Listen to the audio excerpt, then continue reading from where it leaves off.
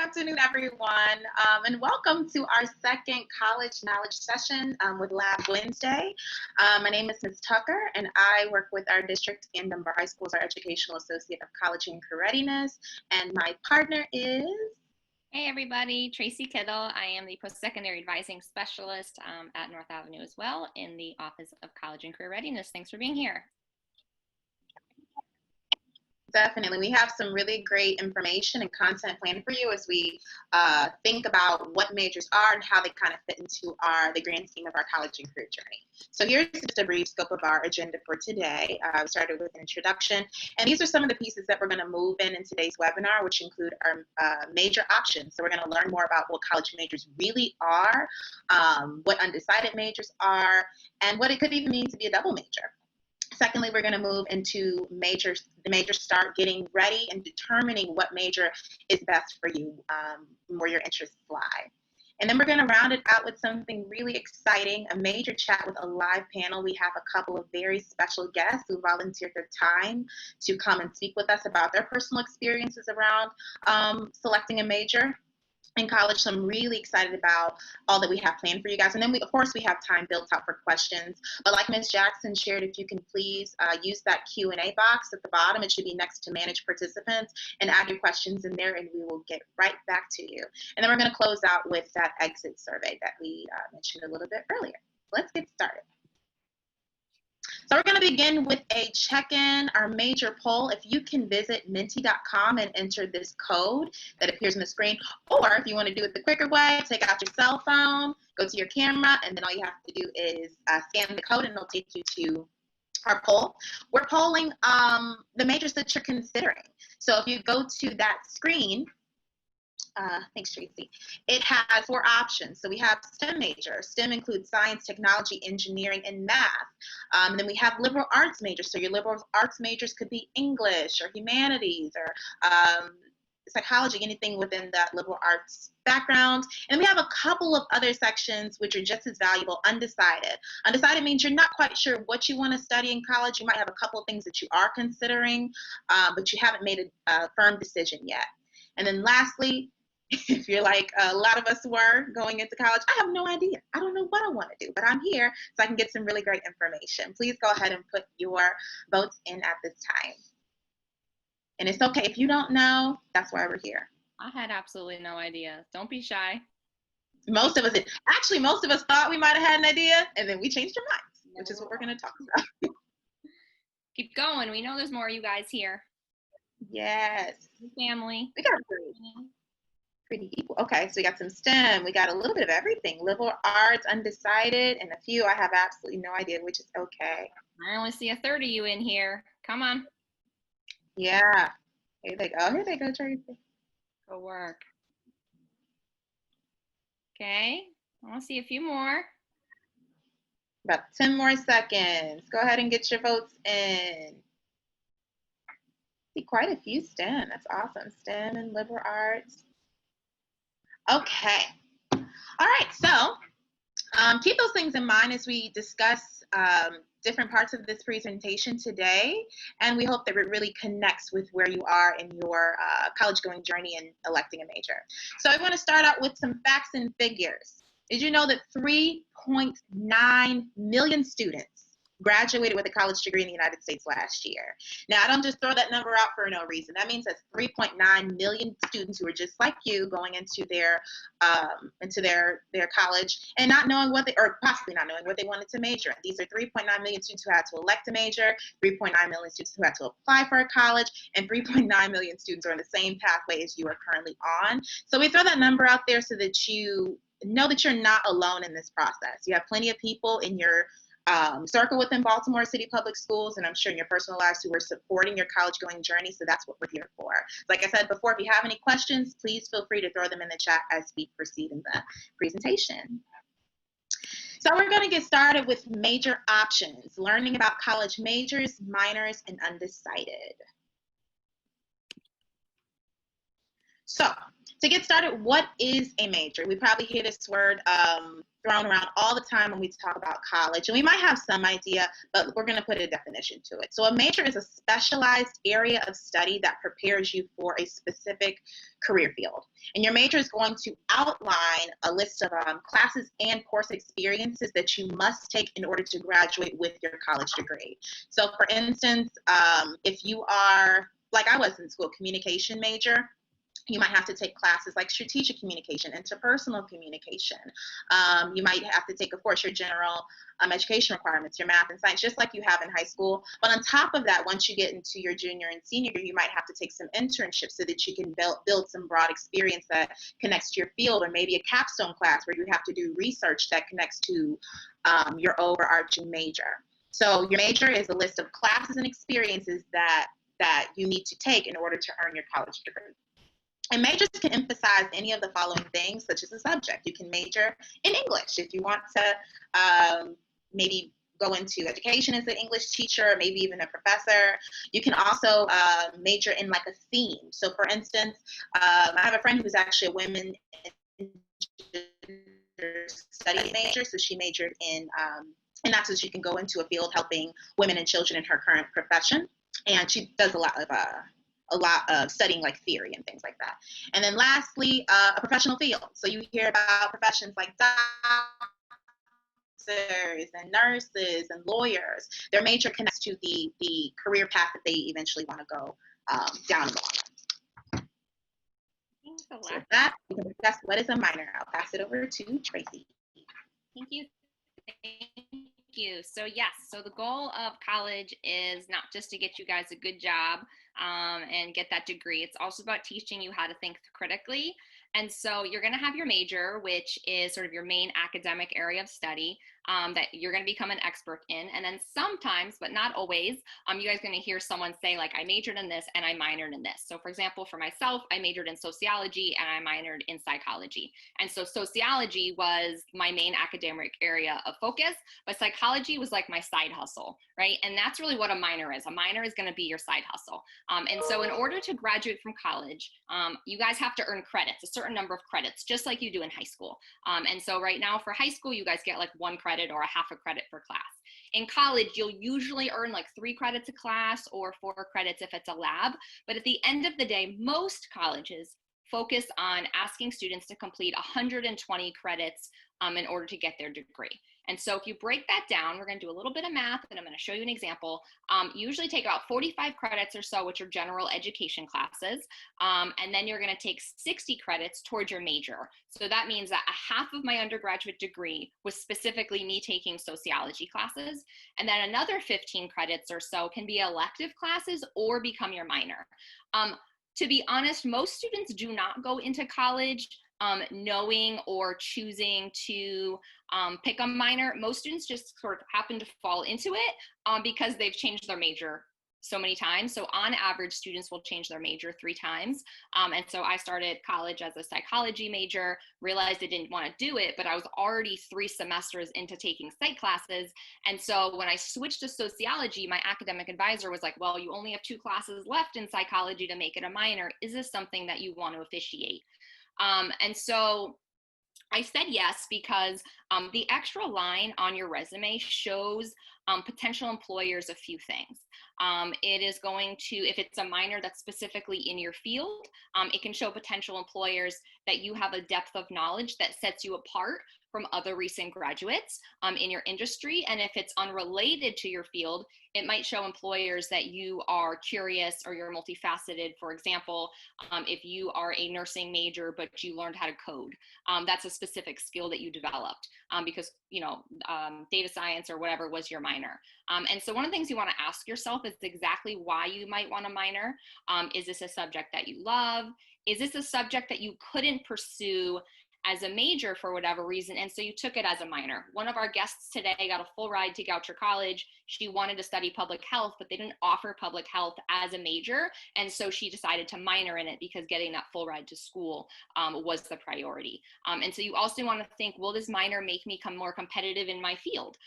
What are the benefits that having a minor could bring to your career in the short term and the long term? So for example, someone may want to improve in a foreign language skill because that's going to make them more marketable.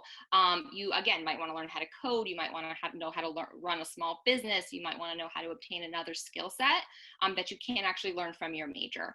And so minors can help you achieve your goals as long as you know sort of what those goals are. And so you do want to do your research. You do want to talk to your faculty advisor, who I'll speak about in a minute. And the best thing you can do is probably to take a sample class of what that minor might be before you make that decision.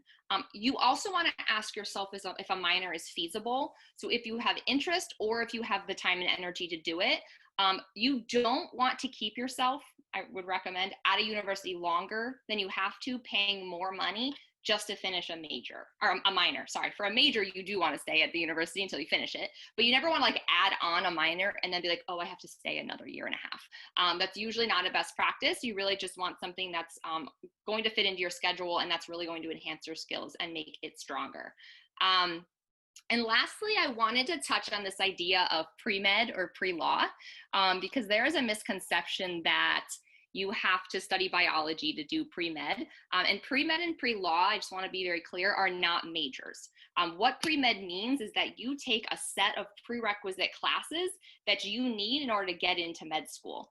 And so, for example, you can study any major that you want as long as you take those prerequisite classes. So for example, if you want to study theater, you can still be pre-med as long as you take anatomy and physiology, organic chemistry 1, organic chemistry 2, and so forth, right? And you can still be pre-law if you take creative writing as long as you're fulfilling X philosophy classes that you need in order to get in to law school. And then lastly, do want to talk about the undecided major, because I know that we're throwing a lot at you guys. Undecided is actually not a major. But let's talk about what it means to apply to college undecided, because this is a really big question that a lot of students and parents have. So when colleges ask you guys what you want to major in, most 17-year-olds, as you rightfully should, are like, I don't know what I want to do for the rest of my life, because you usually barely remember your social security number. So at your age, you really, you might know what you want to major in, you might not, but colleges will usually not require you to select a college major until the end of your sophomore year of college. And so the first 2 years of college, you're really taking classes, you're exploring different courses, and at the end of sophomore year, your advisor will ask you to declare. And the reason is this: if you haven't chosen a major by the end of your sophomore year of college, it's usually going to take you longer than 4 or 5 years to graduate. And nobody has time for that, right?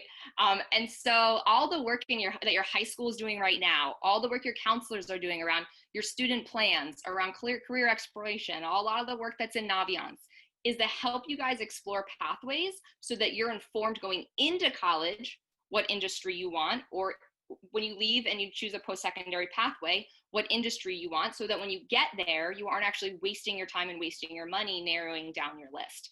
But instead, you're going to college with that narrowed list and then exploring the curriculum.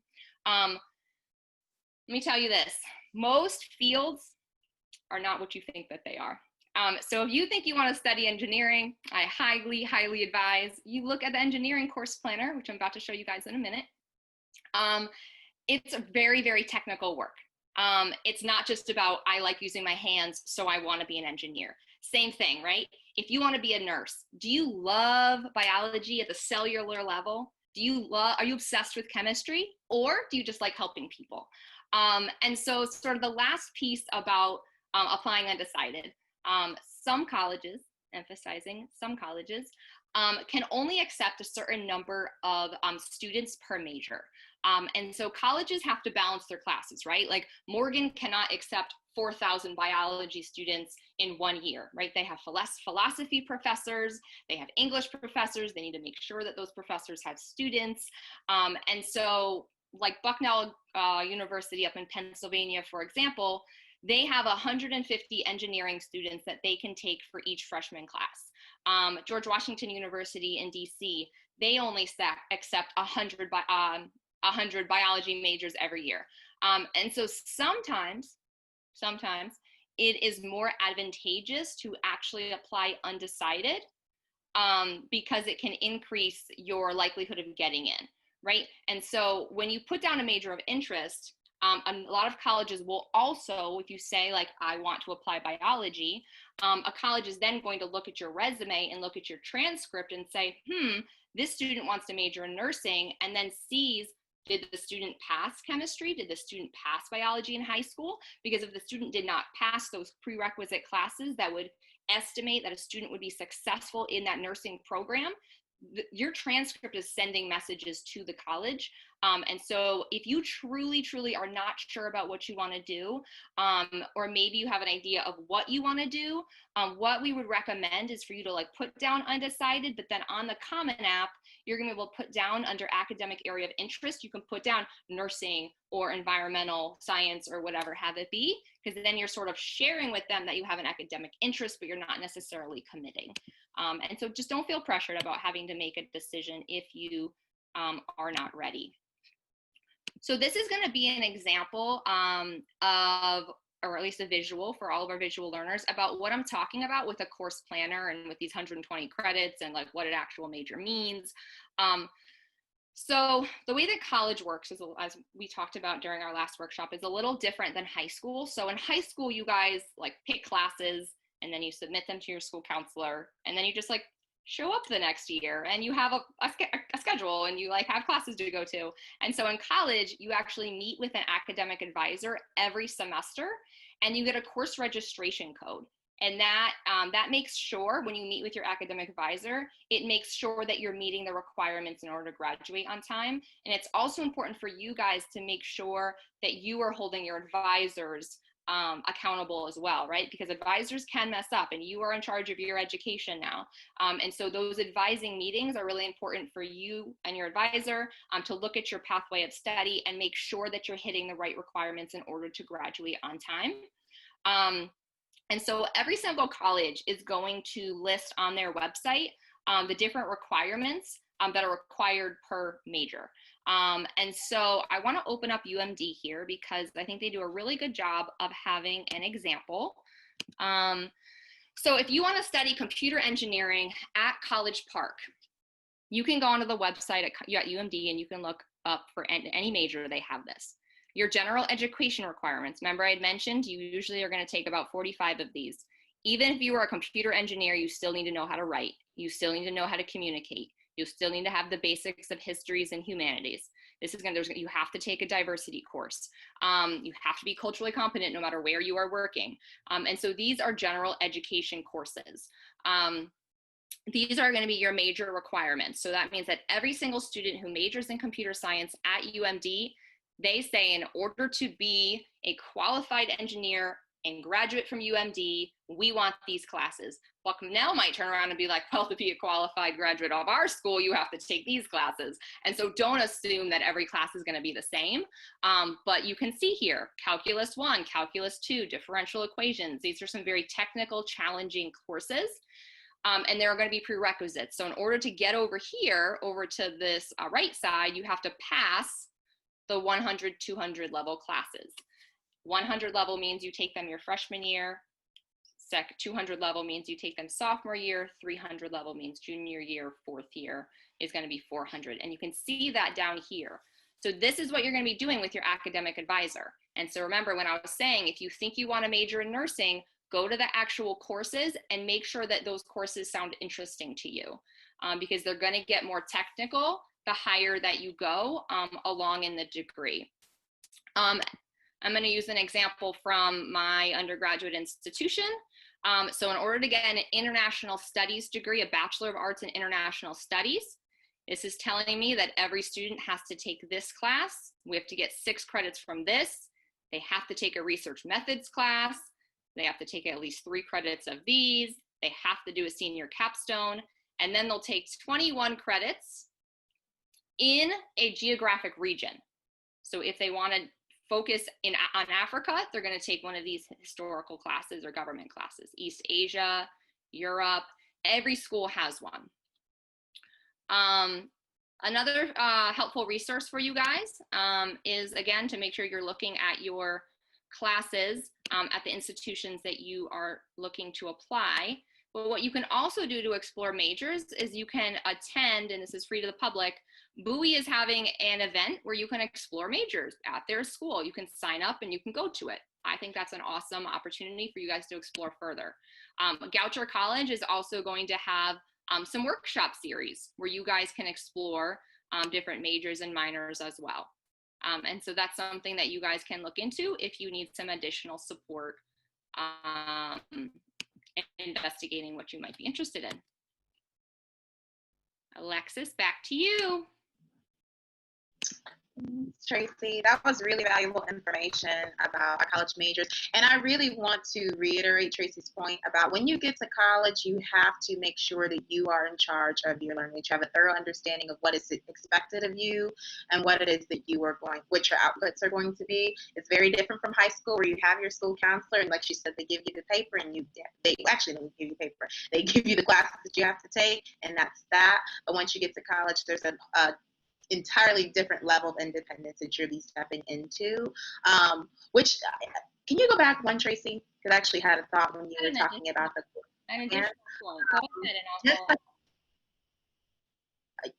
just like Ms. Kittle pointed out, sometimes there are classes that you will only be able to take in the fall or in the spring. So if you don't have a thorough understanding of what is expected of you, and you might miss the course the course registration deadline, that could potentially delay you for graduation. So that's just something to consider. Absolutely. So know your stuff. The other thing, Alexis, I wanted to add was colleges have something called satisfactory academic progress. If you get below a 2.0 cumulative GPA, they're going to take away your funding and they're going to put you on academic probation. And so I know at city schools, like, you just need a certain GPA to graduate.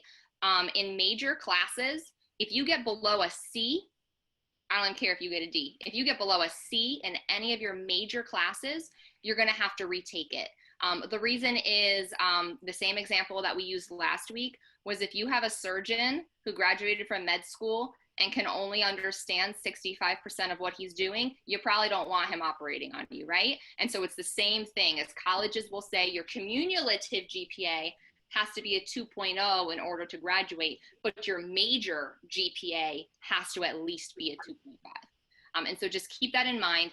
I know this is really technical, but this is important for you guys, even if you're looking at like a training program at BCCC to like do plumbing or something, you still need to understand what are the courses that I'm taking, because what I think this degree is might not actually be what I think it is. Thanks, Alexis. All right. No problem. All right, so now we're going to get started. Let's get our major start, and we're going to determine or begin to determine the best majors for us. So there are a few ways that we can go about mapping out our major, and we can think about it on 3 different principles: our dream jobs, the big bucks, and our career interest, the career interest profile that Tracy's bringing up, but our passion projects. So our dream jobs are majors that we can take to prepare for a specific career path or field of study. So for instance, earlier we talked about if you want to be a doctor, you want to be a lawyer, you want to be a nurse. There are very specific classes, technical classes, like we discussed, that you have to take in order to qualify for those majors and to qualify for those jobs and to be good at them. Like Tracy said, you wouldn't want a surgeon working on you if he got C's and D's. He's like, you would be very upset. I would be very upset. I'm not working on my body. I value myself too much. So Tracy, if you can pull up the career interest profiler, we can begin to map those things out. Yeah, so let's talk about in addition to the stuff at Bowie and Goucher that I had mentioned. In your Clever portal, if you guys click on the Naviance icon, it's going to bring you into Naviance. And one of your takeaways today is going to be to complete the career interest profiler. It's going to be a little long, but I promise you it is an investment in yourself. Again, you do not want to spend 15 weeks in a class that you don't like because you didn't do enough research on it before you actually went in. So if you go to the careers tab here and you go to explore careers, you're going to take the career interest profiler, and there's going to be questions that are going to challenge you to think about where you like to work, how you like to work, in what setting, what kind of skill sets Do you have, and then after you complete this, is they're going to produce a list of different recommendations for careers that you might want to consider. The other thing you can do, if you go under the careers tab, is you can go to Road Trip Nation. Some of you might have seen this when you were in younger grades, if your school counselor did it with you. But you can also find your career interest by watching 3-minute videos. So let's say that I like learning and being challenged, I really like sports, and I like the environment. Now what it's going to do is it's going to produce for me different people who have jobs and careers I may not have even ever thought of. You can also explore by interest. So again, if you really like sports, what are all the things I can do in sports that are not just coaching? What are the different organizations I can look into? You can do it by theme. So let's say that you really believe in jobs that require strong character, right? You can watch these videos. I really want. So those are available for you guys. And again, that's going to be one of our takeaways for today, is to make sure that you guys are completing the career interest profiler in Naviance. Perfect. Thank you, Tracy. So yes, we strongly encourage you to complete that career interest profiler, because the best investment you can make is obviously in yourself. So we want to make sure that you guys are fully supported in that. So that's our dream job, preparing for specific careers, our advanced studies. Secondly, we're looking at big bucks. So you might want to choose a major that has strong earning potential in the future. So those are your, medical fields, or going into law, things like that. I will say I wouldn't necessarily recommend choosing a major just based on economic earning potential, because you want to choose something that you are genuinely interested in, something that gives you value and purpose, which kind of goes into the passion projects I'll speak about in just a few moments. But another thing to also think about with careers that we think about as the big bucks jobs is those jobs like being a doctor or being a lawyer. You're going to pay on the front end a lot for school, unless you have like a very expansive scholarship that can cover your field of study, in order to be able to be paid on the back end. So that's something to think about. If you're going to choose those majors, just make sure that you consider the schooling that is connected to the potential jobs that you're interested in. And lastly, our passion project. So this is my favorite, and I think I speak for myself and hopefully Tracy too when I think that we both chose passion projects. So choosing a subject that you love, choosing a field study, or just something that you might be genuinely interested in that you can turn into a monetary career path. So for me, that was education. I taught in the classroom for 3 years, and I moved into a new job where I can support students like you in college and career readiness. And one thing you'll hear about passion project jobs, which a lot of times people speak about them as liberal arts majors, but a lot of people say, oh, they don't pay off, oh, you're not going to earn any money, which is not true. I have a friend that I spoke about at the beginning who she majored in women and gender studies, and she has a wonderful job that she not only loves, but that does end up paying off. So that's just something to think about when you think about majoring. Major in something that you are genuinely interested in as a person, and something that you can give your full self and contribute to in the long run. That's mapping out our major. If you have any questions about these 3 fields, please feel free to put them in our Q&A chat box, and we will get right to you. Thank you for emphasizing that part, Alexis, about quality of life. I majored in sociology, and everyone was like, what are you going to do with that? And I'm doing just fine. I got paid vacation. I got a pension. I get paid when I'm sick, right? Like, you also want to think about quality of life, not just money. And so thank you for saying that, Alexis, because I know a lot of people that invest literally $400,000 in a med degree, and then they have to pay $80,000 a year in malpractice insurance. And so sure, you're making a lot, but what also are you paying out? And so when you're thinking about a major, you also want to pick something, again, that you're passionate about. There are so many majors that you guys may have never even heard of. Africana studies, peace and conflict studies. At a lot of colleges, you can even design your own major, right? For a job that doesn't even exist yet. And so be creative with that. Think about your gifts and your strengths.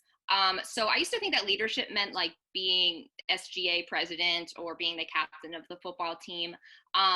I enjoy volunteering, and that is just as valuable as being captain of the football team. Helping your family, your church, like whatever it is, Where have you built strengths in those spaces that then have given you transferable skills while you're seeking a major? Thinking about what you genuinely are interested in intellectually. So take a minute and just think about what you could talk about all day long.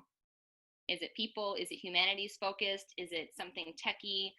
Is it a computer software game? Whatever it is. And then another big one in picking a major is also thinking about where you perform best and in what setting you would prefer to work.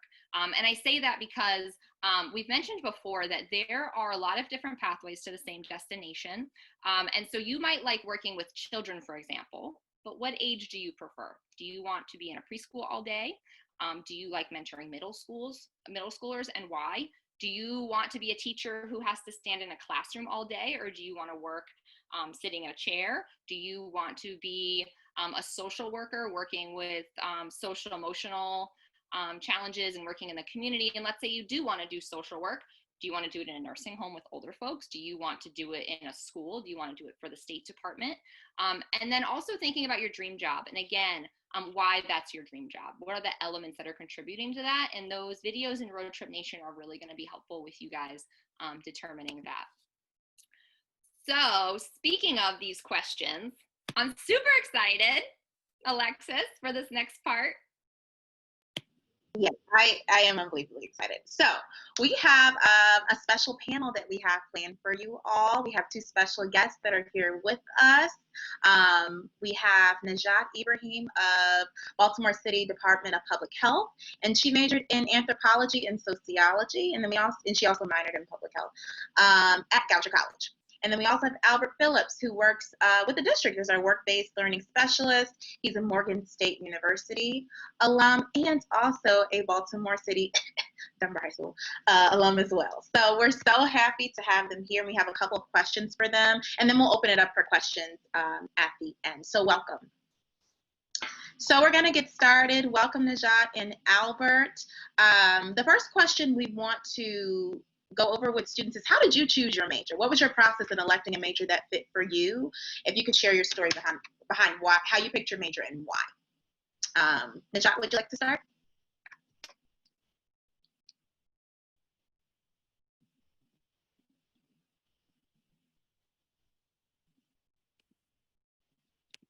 There you go. Hey everyone, how you doing? My name is Najat Ibrahim. Thank you so much for having me on board. So jumping into the first question about how I chose anthropology, sociology, and a minor in public health. So originally, actually, I remember always having this want of helping people. That was like my thing. I can't tell you where it came from. I can't tell you what sparked it, but I knew at a very young age that I just wanted to help people. But that's not really helpful because you can help people literally doing anything. So then I looked at the world around me and noticed, what is like the thing that, what is the hardest thing for people to deal with? So is it financial? Is it educational based?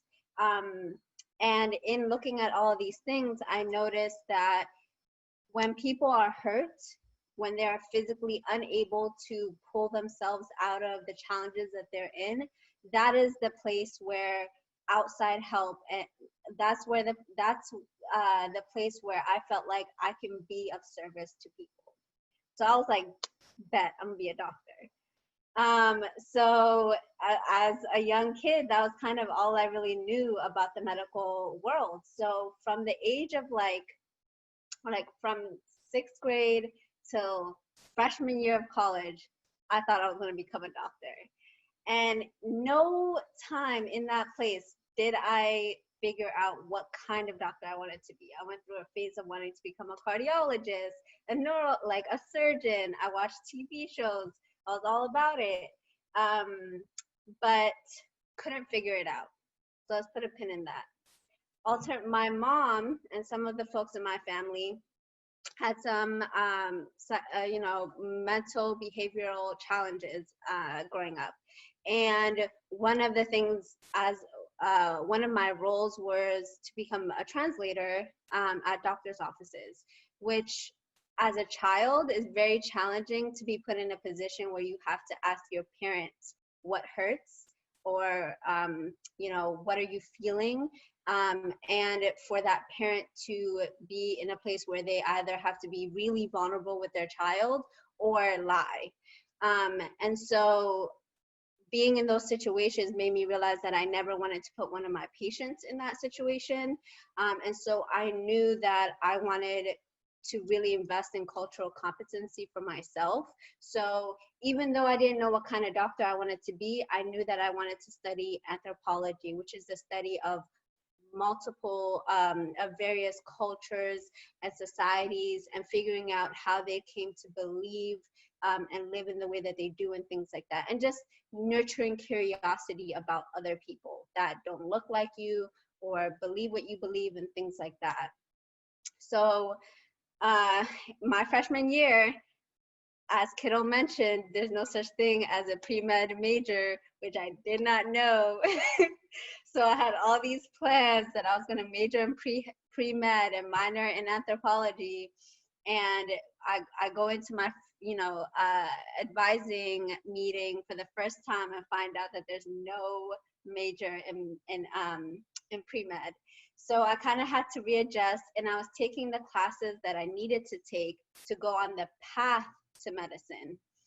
And I did a program, sorry, this might be a little long-winded, but I did a program my sophomore year of college where I went to Washington University for the summer, and I explored different types of medical and dental and public health fields. And in that time, I realized how challenging it was to be a doctor, not because of the long hours, not because of how much school you have to go to, not because of the difficult patients that you could have, but because you are so limited in the change that you can make in that person's life. Even though in theory, being a cardiologist, I mean, you can literally bring someone's heart back, you can't take them out of the realities that put them in that situation. So someone who struggles with smoking and they come to you with lung cancer, I mean, you can treat the cancer, but you can't take them out of the situations that makes it easy for them to get access to cigarettes and things like that. And I realized that if I wanted to help people and I want to do it the best way that I can, I have to think big and go bigger. I can't be stuck in a little office handling one patient at a time. And that's the point when I learned about public health. And it's literally the job of public health to protect and preserve and promote the well-being of the entire community. So that roped in my cultural sensitivity anthropology classes, and that roped in my love and appreciation for the wellness of people. And so that's where I learned I can make the biggest impact. And that's kind of how I got onto this path that I am now. Najat? Albert? That is awesome. Yes, thank you so much for sharing that. I feel so inspired in just those few minutes. Oh my goodness. President. What you said actually reminded me of a student question that we had in the chat box a little bit earlier, where she asked, can you emphasize a little bit more about passion projects? I'd like to do nursing, but I think what's best for me is education. Can nursing or something along those lines be a passion project? And the answer to that is absolutely. I think, as Najat pointed out, she elected a major that could help her be of service to people, and people that also that she really cared about. So she really grounded her thinking about how can I be of service to the people that are in my life and my community, and how can I make their lives better. Any major that you elect around those questions, you have those things inside of you, that's absolutely a passion project. So go for it. Thank you so much. And you can work as a nurse at a hospital, or a nurse at a school, or a nurse at a convalescent home. Like you can do it in a lot of spaces. Or honestly, do what feels good and feels right at the moment. And when the next step is needed, it will come along and you will figure out the path to get to where you need to go. That's what I believe. Awesome. Thank you so much, Najat. So now we'll pivot over to Albert. Albert, can you talk a little bit about how you chose your college major and maybe share the personal story about why you picked it? Yeah, absolutely. Everybody hear me? All right, wonderful. So my My college major was chosen first and foremost. When I was in high school, I really loved to write. Um, I had a high school English teacher named Mr. Kelly, and we were reading books like The Crucible and The Giver, and some books I think are kind of outdated and needs to be changed in the curriculum. So that's another story. But we were when I was in his class, I always remember just the art of like putting words together. I just always found it fascinating, and so I took AP writing as well, AP English, and I was like a point below scoring to get the college credit for that course. But that's where I kind of like developed my love for writing. And so I was initially going to go to Morehouse College, where I got accepted, but I was going there just for the wrong reasons. It was my girlfriend at the time. She went to Clark Atlanta, and so I was like, I'm gonna do whatever I gotta do to get to Atlanta just so we can stay together. But I'm glad I did not do that. But that's not why you want to go to your school that you select. But again, I love writing, so I went to. I ended up trying to think who it was, not my advisor, my guidance counselor at my school. She connected me with Granville T. Wood Scholars Program, which is still at Baltimore City Community College. And so at that time, there was just like this stigma around BCCC, like, man, that's just the 13th grade. Like, why would you go there? Only stupid people go to community college. And so I was apprehensive about enrolling, but I looked at all of the perks of the program, and it was, you could travel abroad for free.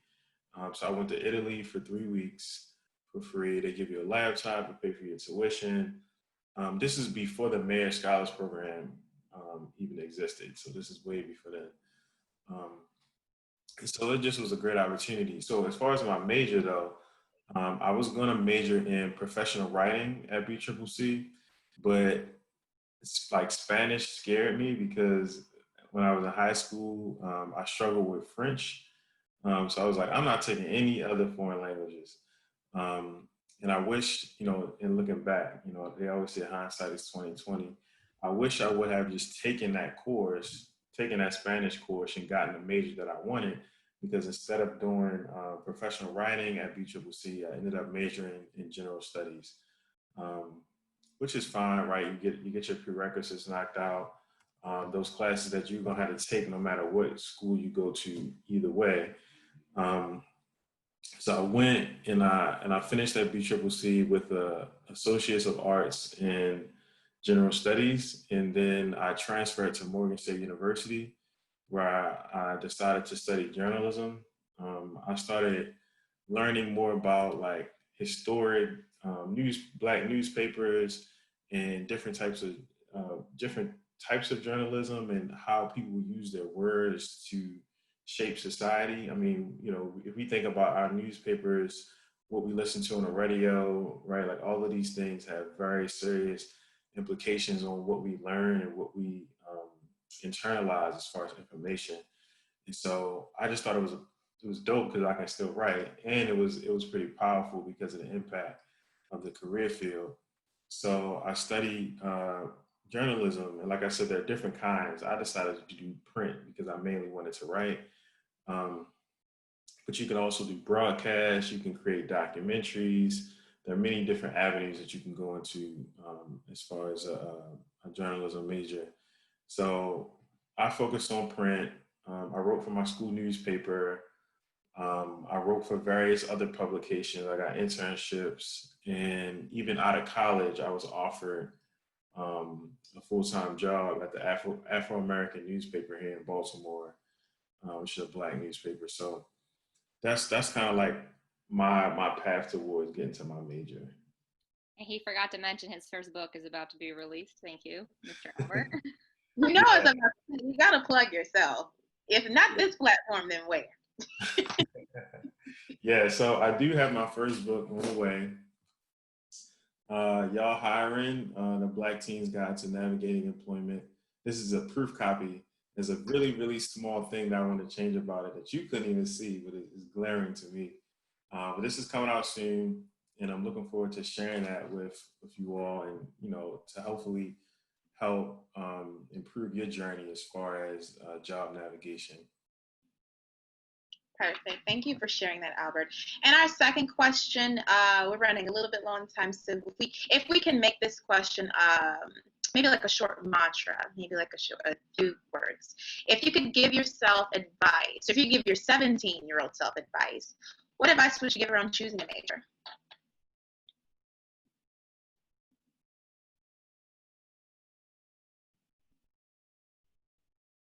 Nisha or Albert, either one can go first. And yes, students, our survey is coming right up in about a minute or less.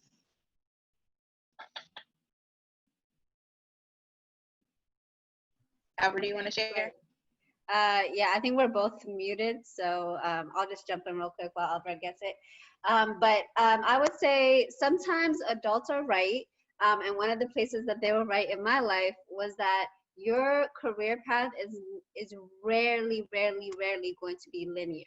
There are going to be twists and turns and bumps, and just enjoy the ride, and that every experience that you have will help you in whatever future position that you're in. Appreciate where you're at, and it'll get you to where you need to Oh, go. there we go. So just advice I would give myself is it's kind of similar to you. You said listening to adults. So I kind of talked about my undergraduate journey. Another time we'll talk about my graduate journey, but when I first started at Morgan State, there was a guy there who told us to do your research on where this major is going to take you. So like, where are you going to be working? How much money are you going to be making? Are you going to be able to support yourself and your family? Like, you need to know where this is going to take you, like, potentially. And so I wish at that moment I would have like locked all the way in, because some of that stuff I started to do later on as I was finishing my degree, as opposed to like when I was getting started. So that's what I would do. Exceptional role models. Thank you so much for being here and sharing your wisdom. Just a quick shout out for you guys. I know we were running a little bit over. Thank you so much to our guests. We have the next three upcoming presentations that we're going to do on Lab Wednesdays. Tell your friends. One is going to be resumes and college essay tricks. So regardless of whether you're getting a job or you're applying to school, you need to have a strong resume. There are actually like best practices that can help you get a job over maybe not best practices that can actually hurt you in the job process. Making sure your essays are really strong, because College Park's deadline, if you're planning to apply then, is November 1st. We're going to start with one of our first FAFSA workshops as well on October 7th. And then on October 14th, we're going to invite colleges to this hour, and they're going to actually show you guys real student applications, and they're going to tell you exactly what they look for and how they evaluate your applications. So look out for those. Again, share with your friends. And I'm going to look at the Q&A real quick. Looks like we did not have too many today. All of those others were answered. But again, real quick, if you guys have any, we are happy to answer them. Otherwise, and our survey link is live in the chat, so please make sure that you navigate over there and complete your survey. That's how you get full credit, and that's how we know that these sessions are even helpful in our pool. So please take the time to do that. Other than that, thank you for joining. Again, I'm Ms. Tucker, and this is Ms. Kittle. You want to share about the NAV Center? Yes, so just a little reminder, the Baltimore City Schools Navigator Center, if you or any alumni who may feel a little lost in their journey leaving high school, if you go to Baltimore City Public Schools website and you type in the Navigator Center, you can make appointments to actually get one-on-one individual support planning for your post-secondary pathway at any time in your career. So feel free to check that out. Complete the survey. Don't forget about your career interest inventory, and we will be communicating your attendance with your principals. Thank you, guys.